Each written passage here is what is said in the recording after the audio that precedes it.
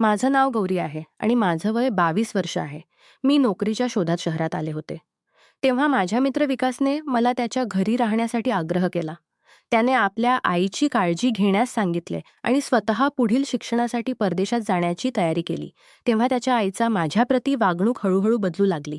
त्या अनेकदा माझ्याप्रती वागणूक खोलीत बोलावायच्या. एकदा तर त्यांनी खोटा बहाणा करून सांगितलं की त्यांना खूप भीती वाटत आहे आणि मला त्यांच्या खोलीत बोलावलं. त्या रात्री जेव्हा मी त्यांच्याजवळ झोपले होते तेव्हा आंटींनी अचानक माझ्या डोक्यावर हात फिरवला आणि एका वेगळ्या अंदाजात बोलल्या. गौरी, मला माहीत नव्हली इतक्या मोठ्या आणि समजूतदार असतात. पण मी आधी सगळं सांगते. मी शहरात पोहोचल्यावर विकास मला स्टेशनवरून घेऊन आला आणि थेट आपल्या घरी नेलं. घरात प्रवेश करताच माझी नजर एका सुंदर स्त्रीवर पडली आणि मी तिला विकासची बहीण समजले. पण विकासने माझी चूक दुरुस्त केली. गौरी, ही माझी बहीण नाही, ही माझी आई आहे. ते इतक्या तरुण आणि सुंदर दिसत होत्या की मी त्यांना बहीण समजणे स्वाभाविक होतं. त्या दिवशी विकासला भेटून मला खूप आनंद झाला. दुपारच्या जेवणानंतर मी निघायला लागले कारण मला राहण्याची व्यवस्था करायची होती. पण विकासने मला रोखलं. तो म्हणाला, "गौरी, तू हॉस्टेल किंवा दुसरं काही शोधत आहेस, तेव्हा हॉस्टेलमध्ये राहणं योग्य नाही." मी म्हणाले, "पण हे माझं घर कसं?" "अरे, मी शहरी असलो तरी मला मैत्री निभवायला येतं. बघ, या घरात मी आणि माझी आई राहतो. तू इथे आरामात जुळवून घेऊ शकतेस."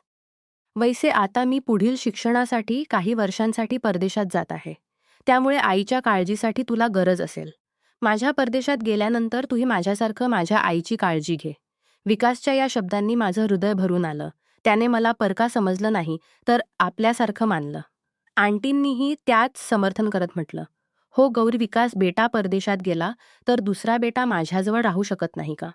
भगवानाने तुला योग्य वेळी इथे पाठवलं आहे. याचा अर्थ भगवानाची हीच इच्छा होती की तू माझ्याबरोबर राहावेस." त्यांचा आग्रह इडला की मी नकार देऊ शकलो नाही.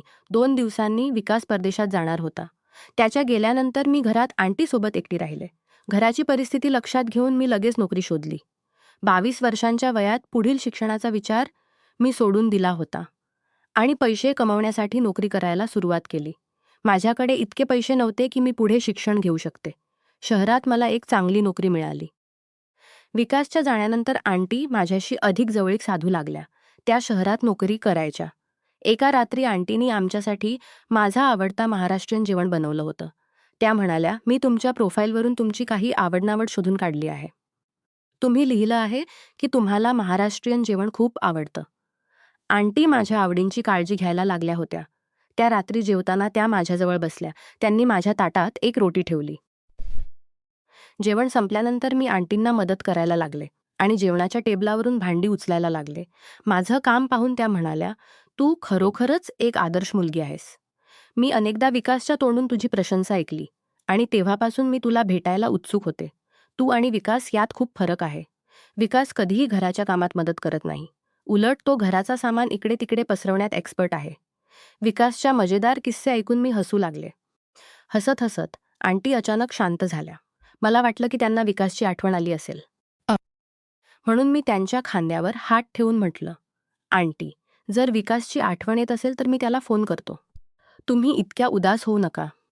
तेव्हा आंटीनी माझ्या हातावर हात ठेवून सांगितलं, "विकास कायमचा परदेशात गेला नाही हे मला चांगलं माहीत आहे. मी आता त्याच्या आठवणीत शांत बसणार नाही." तर मी अचानक तुझ्या विचारात हरवले होते. पुढे त्या म्हणाल्या, "मी विचार करत होते की तू किती आदर्श आहेस. जर तू वारंवार मला अशा प्रकारे प्रभावित करत राहशील तर मग माझं काय होईल? तू मला वारंवार अशा प्रकारे प्रभावित करू नकोस. नाहीतर मग तुला सांभाळणं कठीण होईल." हे म्हणून आंटी माझ्या हातातून प्लेट घेऊन किचनमध्ये गेल्या. काही वेळ मी तिथेच एका जागी उभी राहिले. आंटीच्या शब्दांनी माझ्या मनात वेगळे विचार येऊ लागले. हळूहळू आंटीनी माझ्यासमोर आपली सुंदरता दाखवायला सुरुवात केली. त्या रोज सकाळी लवकर उठून योगा करायच्या. जेव्हा मी त्यांना योगा करताना पाहिलं तेव्हा मला त्यांचा तरुण दिसण्याचा राज समजला. एक दिवशी आंटीनी मला कार्यालयातून लवकर घरी बोलावलं. कारण त्यांना बाजारात खरेदीसाठी जायचं होतं आणि त्यांना माझी गरज होती. त्या दिवशी मी दुपारी अर्धा दिवसाची रजा घेऊन घरी आले. घरी पोहोचल्यावर मी वारंवार घंटा वाजवली पण आतून कोणताही आवाज येत नव्हता. कदाचित घंटा वाजत नव्हती. तेव्हा मी माझ्याकडे असलेल्या दुसऱ्या चावीने दरवाजाचा कुलूप उघडला आणि आत गेले. हॉलमध्ये मला कोणी दिसलं नाही. तेव्हा मला आंटीच्या खोलीतून पाण्याचा आवाज ऐकू आला. मला वाटलं की कदाचित घराच्या एखाद्या एखाद्या खोलीतून पाणी चालू असेल. कोणाला माहिती किती वेळापासून पाणी वाया जात असेल. आणि आता आणखी पाणी वाया जाऊ नये म्हणून मी त्या पाण्याच्या आवाजाच्या दिशेने जायला सुरुवात केली. त्या पाण्याच्या आवाजाचा अंदाज घेत मी एका खोलीजवळ पोहोचले, जिथे बाथरूममधून पाण्याचा आवाज येत होता. मी दरवाजा उघडण्यासाठी हात पुढे केला. समोर मी आंटींना उभ्या पाहिल्या, ज्या पूर्णपणे भिजलेल्या होत्या. त्यांच्या चेहऱ्यावरून ओल्या केसांमधून पाण्याच्या छोट्या छोट्या धारा वाहत होत्या. त्यांचा तो मोहक रूप पाहून काही पलांसाठी मी तिथेच उभी राहिले आणि त्यांना एकटक पाहत राहिले. आंटीच्या त्या सुंदरतेत मी इतकी हरवले होते की मला होशच नव्हता. जेव्हा मला दरवाजा बंद होण्याचा आवाज ऐकू आला तेव्हा मी होशात आले. मला समजलं की आंटींनी मला समोर पाहून पुन्हा बाथरूमच्या आत दरवाजा बंद केला होता. मी तिथून बाहेर हॉलमध्ये येऊन बसले. काही वेळानंतर आंटी हॉलमध्ये आल्या आणि मला म्हणाल्या, "गौरी, तू आलीस का? माझ्या खोलीत का आलीस? तुझ्या खोलीत पाणी येत नाही का?" तेव्हा मी आंटींना सांगितलं की मला त्यांचा आवाज ऐकू येत नव्हता, म्हणून मला वाटलं की त्या अजून घरी आल्या नाहीत. मला नळाच्या पाण्याचा आवाज ऐकू आला म्हणून मी त्यांच्या खोलीपर्यंत आले. आंटी म्हणाल्या, "ठीक आहे. काही वेळापूर्वी जे घडलं ते सगळं नजरेच्या चुकांमुळे घडलं. आज मी चप्पल घरात दरवाजाजवळ ठेवली होती म्हणून कदाचित तुला हे लक्षात आलं नसेल की मी घरातच आहे. जा, तुम्हीही तयार होऊन या, मी तयार होऊन येते." असं म्हणून आंटी आपल्या खोलीत गेल्या आणि मीही तयार होण्यासाठी आपल्या खोलीत गेले. काही वेळानंतर आम्ही दोघी आमच्या खोलीतून तयार होऊन बाजारात जाण्यासाठी बाहेर आलो. आंटी खूप साध्या कपड्यांमध्ये तयार झाल्या होत्या, पण तरीही त्या खूप सुंदर दिसत होत्या. मला त्यांना पाहून असं वाटत होतं की पहिल्यांदाच मी एखाद्या स्त्रीची अशी सुंदरता पाहत आहे. त्यावेळीही मी वारंवार आंटीकडे पाहत होतो. त्या माझ्याजवळ आल्या आणि माझ्या केसांमध्ये हात फिरवत म्हणाल्या, "गौरी, अरे तू वारंवार कोणत्या विचारात डुबलेली असतेस? चल आता लवकर कर." आंटीच्या शब्दांनी मी स्वतःला पुन्हा होशात आणलं आणि त्यांच्यासोबत बाजारासाठी निघाले. जसे की त्या गाडीवर माझ्या मागे बसल्या, तेव्हा त्यांनी आपले दोन्ही हात माझ्या खांद्यांवर ठेवले. बाजारात जिथे जिथे त्यांना जायचं होतं, तिथे मी त्यांना घेऊन जात होतो. घरी परतल्यावर आंटीनी माझ्या चेहऱ्यावर हात फिरवत म्हटलं, "तुला आदर्श मुलगी पूर्णपणे सूट करतं, कारण तू खरोखरच तशीच आहेस. तू बिलकुल आदर्श आहेस. तू बिलकुलही तक्रारीचा मौका दिला नाही. जिथे जिथे मला जायचं होतं तिथे तू मला घेऊन गेली, ज्यामुळे माझी खरेदी लवकर संपली. नाहीतर तुझा मित्र विकास मला एका दुकानात सोडून देतो आणि बाकी जागी मला पायी जावं लागतं, तर तो गाडीत बसून राहतो. पण तू तर सगळ्या पिशगाडीवर बसवून नेलं, ज्यामुळे माझा खूप वेळ वाचला." यानंतर आंटीनी माझ्या पाठीवर थाप मारली आणि माझ्या गालांना प्रेमाने ओढलं. हे सगळं खूप सहजपणे घडलं, पण याचा माझ्या मनावर खोल प्रभाव पडू लागला होता. ज्या प्रकारे त्यांनी मला शाबाशी दिली त्याच विचारात मी हरवले होते. याच दरम्यान आंटी नवीन जोडी घालून माझ्यासमोर उभ्या राहिल्या आणि म्हणाल्या, "यात मी कशी दिसत आहे?" मी म्हणाली, "यात तर तुम्ही खूप सुंदर दिसत आहात, पण कपडा थोडा ढिला आहे." माझं असं म्हणणं ऐकून आंटी म्हणाल्या, "कदाचित मागच्या फीत मी बांधलीच नाही. गौरी, तू माझी थोडी मदत करशील का फिता बांधण्यात?" मग मी त्यांना मदत करायला होते तेव्हा कपड्याच्या बाहेरील बाजूने ठीक होतं, पण मला त्यांना स्पर्श करावा लागत होता. मी एक शब्द न बोलता आंटींचं सगळं काम करत होते. दुसऱ्या दिवशी जेव्हा त्या कार्यालयाला जाण्यासाठी तयार झाल्या तेव्हा त्यांनी नवीन जोडी घातली होती. जेव्हा त्या चांगल्या प्रकारे तयार होऊन आल्या तेव्हा त्यांची सुंदरता आणखी जास्त निखरून आली होती. त्या दिवशी आंटींनी मला सांगितलं, "काल तू दुपारच्या वेळी माझ्यासाठी अर्धा दिवशी रजा घेतली होती. वैसे आज सकाळचे काही तास अर्धा दिवसाची रजा घे आणि माझ्यासोबत कार्यालय चाल." आंटी मला आपल्या कार्यालयात का घेऊन जात होत्या हे त्यांनी ठीकसे सांगितलं नाही. जेव्हा मी कार्यालयाला पोहोचलो आणि त्यांच्या मजल्यावर प्रवेश केली तेव्हा त्यांनी माझा हात पकडला. आंटीचं हे विचित्र वागणं मला समजत नव्हतं. त्यांच्या कार्यालयात कर्मचारी आम्हाला वेगवेगळ्या नजरेने पाहत होते. आंटी दिसायला इतक्या वृद्धही नव्हत्या, पण त्या मला आपल्या कार्यालयात का घेऊन गेल्या होत्या हे मला समजत नव्हतं. त्या मला फक्त आपल्या मजल्यावर नाही, तर आपल्या वरिष्ठांच्या खोलीतही घेऊन गेल्या. त्यांच्या वरिष्ठांनी आम्हाला विचित्र नजरेने पाहिलं. आंटीने वरिष्ठांना माझी ओळख करून देत म्हटलं, "हे माझी गौरी आहे." असं म्हणून त्यांनी माझा परिचय दिला. वरिष्ठांना भेटल्यानंतर आंटी मला बाहेर घेऊन आणि मला तिथून जाण्यास सांगितलं. आंटीच्या कार्यालयात मी त्यांना कोणताही प्रश्न विचारू शकलो नाही. जेव्हा संध्याकाळी घरी आल्या तेव्हा आंटीचं वागणं थोडं विचित्र होतं. घरी येताच आंटीनी मला गळ्यात घेतलं आणि म्हटलं, "आज तू माझ्यासोबत कार्यालयात येऊन माझी खूप मोठी मदत केली." आंटी माझ्याशी बोलत असताना अचानक जोरदार विजा चमकली, ज्याच्या आवाजाने आंटी घाबरल्या आणि त्यांनी मला गळ्यात घेतलं. त्यावेळी त्यांची ती गळ्यात खेळण्याची भावना काही वेगळीच होती. जेव्हा विजेचा आवाज बंद झाला तेव्हा आंटी माझ्यापासून दूर गेल्या, पण जाताना माझ्या चेहऱ्यावर हात फिरवत म्हणाल्या, "चांगलं झालं की तू लवकर घरी आलीस. बघ ना, तुझ्या येण्याच्या काही वेळानंतरच इतका जोरदार पाऊस सुरू झाला आहे." आंटी माझी खूप जास्त काळजी करायला लागल्या होत्या आणि तिची ही काळजी मला चांगली वाटायला लागली होती, पण त्याचबरोबर मला त्यांच्यावर काही शंका येत होती. त्यावेळी आंटी दरवाजाजवळ उभ्या राहून उत्सुकतेने पाऊस पाहत होत्या, पण बाहेर जाण्यास घाबरत होत्या. त्यांच्या चेहऱ्यावरून मला साफ दिसत होतं की त्या पावसात भिजायला आवडत होत्या. तेव्हा मी त्यांचा हात धरला आणि त्यांना बाहेर अंगणात घेऊन गेले. आंटी पावसात भिजण्यास घाबरत होत्या, पण मी त्यांचा हात धरून त्यांना पावसाचा आनंद घ्यायला सांगितला. पावसाचा आनंद घेताना त्यांच्या चेहऱ्यावर जी खुशी होती ती पाहून मीही खूप खुश होत होते. आंटीच्याबद्दल माझ्या मनात भावना येत आहेत हे मलाही समजत नव्हतं. आंटी जणू एखाद्या चित्रपटासारख्या पावसात मस्ती करत भिजत होत्या.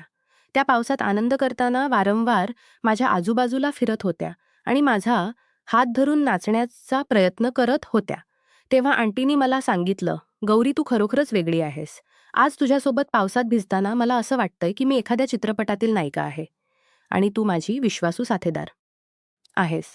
आंटीनी हे सगळे शब्द खूप सहजतेने सांगितले, पण माझ्या मनावर याचा प्रभाव काही वेगळ्याच प्रकारचा होऊ लागला होता. घरात शिरताच आंटीनी माझ्यासाठी टॉवेल घेऊन आल्या आणि आपल्या हातांनी माझे केस पुसायला लागल्या. तेव्हा आमच्या नजरा भेटल्या आणि आंटी मला खूप प्रेमाने पाहत होत्या. आंटी म्हणाल्या, "गौरी, ज्या प्रकारे तू माझ्याशी बोलतेस तसं विकासने कधी केलं नाही. तो तर नेहमी आपल्या शिक्षणात व्यस्त राहायचा." त्या बोलत असताना मी त्यांना विचारलं, "आंटी, तुम्ही आपल्या वरिष्ठांना माझी ओळख माझी गौरी म्हणून का करून दिली? याचा अर्थ काय आहे?" हे ऐकताच आंटी एकदम चौकल्या आणि तिथून चालून गेल्या. पण रात्री झोपण्याच्या वेळी आंटीने मला आपल्या खोलीत बोलावलं. त्या म्हणाल्या, "आज मला खूप भीती वाटत आहे. तू आज माझ्या खोलीत झोपशील का?" मदतीच्या स्वरूपात आंटीच्या खोलीत झोपताना मला वारंवार असते तयार झाले. त्या रात्री आंटीच्या खोलीत झोपण्यास वाटत होतं की कोणीतरी आमच्या खोलीचे गुप्तहेर करत आहे. माझ्या नजरा कधी दरवाजाकडे तर कधी खिडकीकडे जात होत्या. झोपण्यापूर्वी मी आंटीकडे पाहिलं तर त्या मला पाहत होत्या. आंटी म्हणाल्या, "गौरी, तू अजून झोपली नाहीस." मी उत्तर दिलं, "मला असं वाटतं की कोणीतरी या खोलीची गुप्तहेर करत आहे." यावर आंटींनी सांगितलं, "मलाही तेव्हापासून असंच वाटत आहे, म्हणून मीही झोपू शकले नाही. कदाचित हे आमचं भ्रम असेल." हे म्हणून आंटींनी माझ्यावर हात ठेवून झोपण्याचा प्रयत्न केला. काही वेळानंतर अचानक खोलीची लाईट चालू झाली आणि कोणीतरी "आई" अशी आवाज केला. या आवाजाने माझी आणि आंटीची झोप उडाली. उठून पाहिलं तर विकास समोर उभा होता. तो आम्हाला पाहत होता आणि आपल्या आईला म्हणाला, "आई, तू हे काय करत आहेस? गौरी माझे मित्र आहे. अशा प्रकारच्या गोष्टी तुला शोभत नाहीत. मला तर आता तुला आई म्हणायलाही शर्म येत आहे." मी विकासला म्हणाले, "विकास, तू व्यर्थ असं मोजू नकोस." आंटींना भीती वाटत होती म्हणून त्यांनी मला आपल्या खोलीत झोपण्यासाठी बोलवलं होतं. पण ज्या प्रकारे आंटींनी माझ्यावर हात ठेवला होता त्याला पाहून कोणालाही गैरसमज होऊ शकतो. विकास आपल्या आईवर अनुचित आरोप करायला लागला. त्याला ऐकून असं वाटत होतं की तो अचानक घरी आला नव्हता, तर हे त्याचं काही प्लॅन होतं. मी विकासला म्हणाले, "विकास, या छोट्या गोष्टीवर तू आंटीवर असे आरोप कसे लावू शकतोस? तू नक्कीच दुसऱ्या एका रागाचा उद्रेक करत आहेस. आणि मला हे सांग, तू तर परदेशात गेला होतास, मग अचानक घरी कसा आलास?" यावर विकास म्हणाला, "मी परदेशात जाऊ शकलो नाही, कारण माझ्या आईकडे इतके पैसे नव्हते. आईकडून पैशाची व्यवस्था होऊ शकली नाही, म्हणून मी माझ्या काकांकडे काही पैसे घ्यायला गेलो होतो." मी आईला हे सांगितलं नव्हतं की मी काकांकडे गेलो आहे. त्या दिवशी जेव्हा मी काकांकडे पैसे घ्यायला गेलो, तेव्हा त्यांनी मला आईबद्दल काही गोष्टी सांगितल्या ज्याकडे मी आधी लक्ष दिलं नव्हतं. माझ्या काकांनी मला सांगितलं की त्यांनी अनेकदा तुझ्या आईला कोणत्यातरी अनोळखी माणसासोबत फिरताना पाहिलं आहे. मी त्यांच्या शब्दांवर विश्वास ठेवला, कारण त्यांच्या म्हणण्यावर शंका घेण्याचं कोणतंही कारण नव्हतं. माझ्या वडिलांच्या नसतानाही आई इतकी सजधज करून राहायची. पण हे कोणासाठी याकडे मी कधी लक्ष दिलं नव्हतं. त्या दिवशी काकांनी माझ्या डोळ्यातील पडदा दूर केला. तेव्हा मी प्लॅन केला की मी आईवर नजर ठेवणार. त्या दरम्यान तूही शहरात येणार होतास. माझ्या प्लॅननुसार मी सांगितलं की मी परदेशात जात आहे आणि तुझ्याकडून आईबरोबर राहण्याची जिद्द केली. मला माहीत होतं की माझ्या आईचा वाईट प्रभाव तुझ्यावरही पडू लागेल. तुझ्या आणि आईच्यामध्ये जे चालत होतं ते मला समजलं. गौरी, मी तुला यासाठी दोषी मानत नाही. खरी चूक माझ्या आईची आहे. तिची नियत खराब आहे. तू तर फक्त तिच्या शब्दात आली असशील. जेव्हा विकास शांत झाला तेव्हा मी त्याला म्हणाले, तू आपल्या आईवर आरोप लावला. आता खुश झालास. आता बोल. आणखी काही बाकी आहे का? बाकी असेल तर तेही सांग, कारण पुढे तुला बोलण्याची संधी मिळणार नाही. मग मी म्हणाली, विकास, तू आमच्यावर नजर ठेवली, पण जे तुला पाहायला हवं होतं ते तू पाहिलंच नाही. आंटींनी मला आपल्या कार्यालयात त्यामुळे ठेवतं, कारण त्यांचा नवीन वरिष्ठ त्यांच्यावर नजर ठेवत होता आणि त्यांच्यासमोर हे दाखवायचं होतं की ती एकटी नाही आहे. तिच्यासोबत तिची मुलगी सारखी कोणीतरी आहे. वरिष्ठांना मुलीचा भीती दाखवण्यासाठी तिने मला कार्यालयात नेलं होतं. आणि अजूनही जेव्हा ती माझ्यावर हात ठेवून झोपली होती तेव्हा असं कारण की ती माझ्या आणि तुझ्यात काही फरक करत नाही. जर तू दुसऱ्यांच्या शब्दांऐवजी आपल्या आईला समजून घेण्याचा प्रयत्न केला असता तर तुझ्या तोंडून आईबद्दल असे अपशब्द बाहेर पडले नसते. काही दिवसात मला हेही समजलं की आंटी घरात राहत असतानाही एकट्या होत्या. त्यांचा तरुण बेटा त्यांच्यासोबत असतानाही त्यांनी तुझ्यामुळे दुसरं लग्न केलं नाही. त्या तुझ्यासाठी जगत होत्या. पण जेव्हा तुझ्यावर आईची काळजी घेण्याची जबाबदारी आली, तेव्हा तू आईकडे लक्ष देण्याऐवजी स्वतःच्या जगात हरवला आणि लोकांच्या शब्दांवर विश्वास ठेवून आईवर अविश्वास दर्शवला. मी बोलत असताना आंटीने माझ्या खांद्यावर हात ठेवला आणि म्हटलं, गौरी, तुझ्याकडे जी समजूतदारी आहे ती कदाचित विकासमध्ये नाही. कारण मी तिला कधीही कोणत्याही गोष्टीसाठी मेहनत करायला दिली नाही. मी त्याला प्रत्येक गोष्ट वेळेवर दिली. पण आज माझ्या बेट्याने माझ्या प्रेमाचा बदला माझ्यावर अविश्वास करून दिला. तुझ्या काकांनी तुला माझ्या विरुद्ध भडकवलं जेणेकरून आमच्यात अंतर पडेल. काकूंना मदत मागण्यापूर्वी मी तुझ्या काकांकडे तुझ्या वडिलांच्या मालमत्तेचा हिस्सा मागायला गेले होते. पण त्यांना द्यायला गेला, पण त्यांनी मला काहीही देण्यास नकार दिला. तेव्हा मी त्यांना धमकी दिली की मी त्यांना कोर्टात खेचून घेईन. जे मी तुझ्या काकांकडे तुझ्या हक्कासाठी गेले होते ते फक्त तुझ्यासाठी होतं, कारण मी तुझ्या खुशी मारायला नको होत्या. मलाही तुला मोठ्या शहरात शिक्षणासाठी पाठवायचं होतं, पण मला माहीत नव्हतं की तू इतक्या लवकर दुसऱ्यांच्या शब्दात येशील. आज तू आपल्या आईच्या प्रेमाचा हा सिला दिला बेटा, असं म्हणून आंटी रडायला लागल्या. आंटीच्या शब्दांनी विकासची समजूत परत आली. तो दुसऱ्यांच्या शब्दात येऊन आपल्या आईवर विश्वास ठेवत नव्हता आणि त्याने आंटी आणि माझ्यावरही चुकीचा शक केला होता. जेव्हा विकासला आपली चूक कळाली तेव्हा त्याने रडत रडत आंटीकडे माफी मागितली. आई म्हणून त्याने ताबडतोब आपल्या बेटाला माफ केलं. माफी मागल्यानंतर विकासने मला आपल्या घरात राहण्यासाठी आग्रह करायला सुरुवात केली. पण आता मी तिथे राहू शकत नव्हते, कारण त्या आईबेटांना आपल्या नात्यात सुधारणा करण्यासाठी वेळ हवा होता. विकासला आपल्या आईची प्रामाणिकता आणि तिच्यासाठी केलेला संघर्ष पाहण्याची गरज होती, कारण त्याला आपल्या आईच्या मेहनतीची कोणतीही समज नव्हती.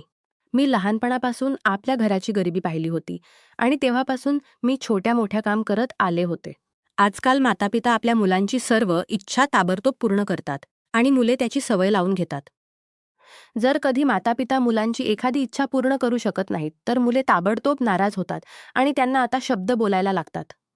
अशाच प्रकारच्या परिस्थिती टाळण्यासाठी नेहमी मुलांना सर्व इच्छा पूर्ण करू नयेत. कधीकधी त्यांना नाही हा शब्दही अनुभवायला द्यावा.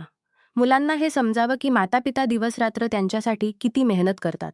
तेव्हाच त्यांना नातं, प्रेम आणि पैशाची खरी किंमत समजेल. मला वाटतं की हाच खरा धडा होता जो मला या अनुभवातून मिळाला.